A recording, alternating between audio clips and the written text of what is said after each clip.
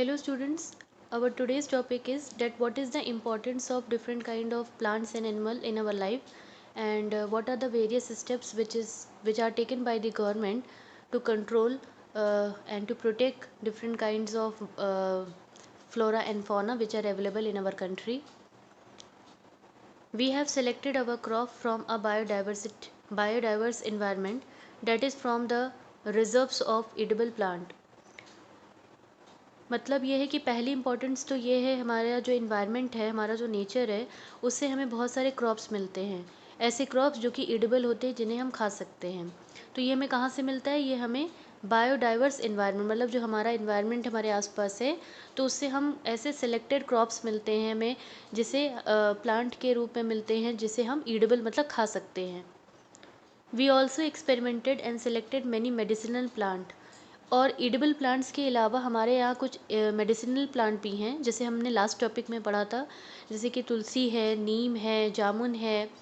तो ये सब क्या है? मेडिसिनल प्लांट है, इनका मेडिकली यूज़ होता है, इसका इस्तेमाल किया जाता है। Next, the animal were selected from large stock provided by nature as milch animal. साथ ही साथ हमें नेचर की तरफ से, प्रकृति की तरफ से, नेचर की तरफ से बहुत सारे ऐसे एनिमल्स मिले हैं जो कि मिल्च एनिमल होते हैं। मिल्च एनिमल मतलब होता है स्टूडेंट जो दूध देने वाले एनिमल होते हैं, जैसे काऊ हो गई। तो ये भी हमें नेचर की तरफ से लार्ज स्टॉक बहुत सारे ऐसे एनिमल्स मिले हुए हैं। They also provided as draught power, transportation, meat and egg. साथ ही साथ एनिमल्स का यूज़ हम करते हैं ट्रांसपोर्टेशन के लिए, एक जगह से दूसरी जगह जाने के लिए। ड्रॉट पावर का मतलब होता है स्टूडेंट्स की, जैसे आपने देखा होगा कि किसी न किसी जानवर जैसे बैल हो गया या हॉर्स हो गया, उसके पीछे एक कैरेज लगा रहता है, उस पर सामान लदा रहता है, तो वो ड्रॉट पावर होता है। मीट हो गया, एग हो गया, ये सब चीज़ें में कहाँ से मिलती हैं? एनिमल्स से मिलती हैं।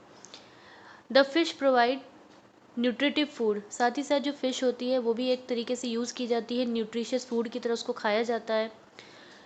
Many insect help in the pollination of crop and fruit trees and exert the biological control on such insect which are harmful. साथ ही साथ जो इंसेक्ट्स होते हैं, कीड़े होते हैं, वो क्रॉप के पॉलिनेशन में मदद करते हैं। मतलब जैसे कि कोई भी फ्लावर है, उस पर कोई इंसेक्ट आके बैठता है, तो जब वो इंसेक्ट उड़ के किसी दूसरे फ्लावर पे बैठता है, तो उस सीड, उसके फ्लावर के जो सीड्स होते हैं, वो कहीं ना कहीं उस इंसेक्ट से के माध्यम से उसके माध्यम से उस दूसरे फ्लावर पे जाते हैं, तो इस तरह से पॉलिनेशन होता है। Next, every species has a role to play in the ecosystem. मतलब कहने का मतलब यहाँ पर ये स्टूडेंट्स की हर तरीके का जो स्पीश है, चाहे देखिए प्लांट हो गए, चाहे एनिमल हो गया, चाहे फ़िश हो गई, चाहे आपके इंसेक्ट हो गए, हर किसी का एक अपना रोल होता है हमारे इकोसिस्टम में। Hence conservation is essential. इसीलिए कंजर्वेशन करना बहुत ही ज़्यादा ज़रूरी है। कंजर्वेशन का मतलब होता है प्रोटेक्ट करना, बचाना बहुत ही ज़्यादा ज़रूरी है, चाहे वो हमारे प्लांट्स हों, एनिमल्स हों, सबको कंजर्व करना ज़रूरी है। As have been mentioned earlier, due to the excessive exploitation of the plant and animal resources by human being, the ecosystem has been disturbed. जैसे कि हम पहले भी ये बात कर चुके हैं कि बहुत ज़्यादा एक्सप्लॉयटेशन जो है वो प्लांट और एनिमल्स का इंसानों ने किया है, और इंसानों की जो एक्टिविटीज़ हैं, उनकी वजह से प्लांट्स और एनिमल का काफ़ी नुकसान होता है, जिससे कि हमारा इकोलॉजिकल बैलेंस जो है वो कहीं ना कहीं डिस्टर्ब हो गया है। About 1300 plant species are endangered and 20 species are extinct. मतलब ऐसे 1300 से भी ज़्यादा प्लांट्स हैं, ऐसी प्लांट्स की कैटेगरीज हैं जो कि इंडेंजर्ड हैं, मतलब डेंजर कैटेगरी में हैं, खतरे की श्रेणी में हैं। और 20 स्पीसीज तो ऐसे हैं जो कि मतलब एक्सटिंक्ट, मतलब विलुप्त हो गए, मतलब गायब ही हो गए। हम कह सकते हैं कि पहले कभी मिला करते थे ऐसे प्लांट, लेकिन अब नहीं है, तो वो एक्सटिंक्ट हैं। Quite a few animal species are also endangered and some have become extinct। और साथ ही साथ फ्यू एनिमल्स ऐसे हैं, एनिमल्स की स्पीसीज ऐसे हैं जो कि इंडेंजर्ड हैं, मतलब कि वो भी खतरे की श्रेणी में है। अगर उनको कंजर्व नहीं किया गया, उन्हें हम प्रोटेक्ट नहीं करेंगे, तो वो भी एक्सटिंक्ट हो जाएंगे, गायब हो जाएंगे। और कुछ तो ऐसे एनिमल्स हैं जो कि पहले कभी मिला करते थे, लेकिन आज उनका कोई रिकॉर्ड नहीं है, मतलब एक्सटिंक्ट हो गए, मतलब गायब हो गए हैं, बिल्कुल ख़त्म हो गए हैं। The main cause for this major threat to nature are. अब ये सब जो हुआ है, इसका कॉज क्या है, इसका कारण क्या है? सबसे पहला कारण जो है वो है hunting by greedy hunters for commercial purpose. मतलब पैसा कमाने के लिए जो लालची हंटर्स होते हैं, जो शिकार करते हैं, तो उनकी हंटिंग की वजह से क्या हो गया, इस तरह के एनिमल्स जो हैं वो आपके एक्सटिंक्ट हो गए हैं, बिल्कुल ख़त्म हो गए हैं।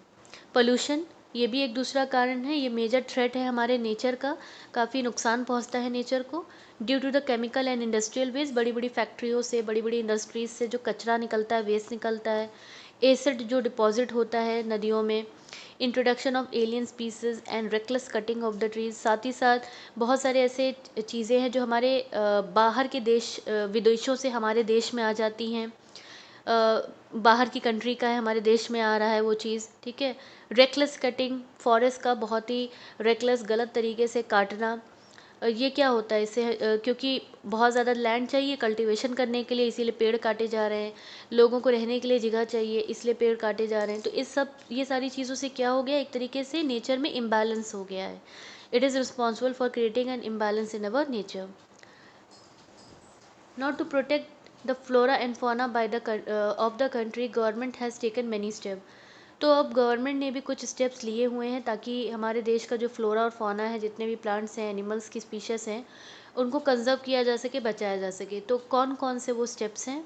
Number 1, 14 biosphere reserves have been set up in the country to protect the flora and fauna. ये 14 नहीं है स्टूडेंट्स, इसको आप 18 कर लीजिएगा। 18 बायोस्फीयर रिजर्व जो है गवर्नमेंट ने बनाए हैं हमारे देश में, हमारी कंट्री में, ताकि डिफरेंट काइंड ऑफ फ्लोरा और फौना को प्रोटेक्ट किया जा सके। बायोस्फीयर रिजर्व का मतलब हो गया स्टूडेंट एक इस तरीके का एरिया जहाँ पे हर तरीके के एनिमल को और प्लांट्स को प्रोटेक्ट किया जाता है, कंजर्व किया जाता है। तो इस तरीके के 18 बायोस्फीयर रिजर्व जो हैं हमारे यहाँ हैं, जिसमें कि 4, जैसे कि फर्स्ट सुंदरबन, वेस्ट बंगाल का सुंदरबन, उत्तराखंड का नंदा देवी, तमिलनाडु का गल्फ ऑफ मन्नार, नीलगिरी। नीलगिरी आपका 3 स्टेट से एक माउंटेन रेंज है, माउंटेन की श्रृंखला जैसे रेंज है, केरला, कर्नाटका, तमिलनाडु की, उसे मिल के उसे नेम दिया गया है नीलगिरी। ये 4 ऐसे आपके बायोस्फीयर हैं जिसको इंक्लूड किया गया है किसमें, world network of biosphere reserve में, मतलब कि वर्ल्ड नेटवर्क जितने भी जो बायोस्फीयर रिजर्व है उसमें इन चारों को इंक्लूड किया गया है। नाउ माइग्रेटरी बर्ड्स का मतलब होता है स्टूडेंट्स कि कुछ ऐसी चिड़िया होती हैं, बर्ड्स होती हैं जो कहीं दूसरे जगह से उड़ के आती हैं। माइग्रेट करना, कहीं बाहर से आती हैं, मतलब एक पर्टिकुलर टाइम पीरियड पे या इस पर्टिकुलर सीजन में आती हैं। जिसमें एक एग्जाम्पल आपको दिया है साइबेरियन क्रेन का। Some of the wetland of India are popular with the migratory bird. India का कुछ एक ऐसा एरिया, वेटलैंड मतलब जहाँ पर लैंड भी है, वेट भी है, मतलब पानी भी है और लैंड भी है। तो कुछ ऐसा एरिया है इंडिया का जहाँ पे बहुत सारी माइग्रेटरी बर्ड, चिड़िया उड़ के बाहर से आती हैं। जैसे विंटर के टाइम पे जब बहुत ज़्यादा जब जाड़ा होता है तो एक जैसे बर्ड का नाम दिया है, जैसे कि साइबेरियन क्रेन। साइबेरियन क्रेन बहुत बड़ी संख्या में, large numbers of Siberian cranes जो हैं हमारे यहाँ आती हैं। और किस जगह आती हैं? इंडिया में एक प्लेस है हमारे यहाँ, रन ऑफ कच्छ। ये एक ऐसी जगह है जहाँ पे डेजर्ट जो है आपका मर्ज होता है, किसमें? सी में, मतलब रेगिस्तान और सी ये मर्ज होते हैं आपस में। Flamingo with their brilliant pink plumage come in 1000 to build nest. साथ ही साथ फ्लेमिंगो, ये सब जो बर्ड्स हैं इस एरिया में आती हैं, तो इसे हम माइग्रेटरी बर्ड्स कहते हैं।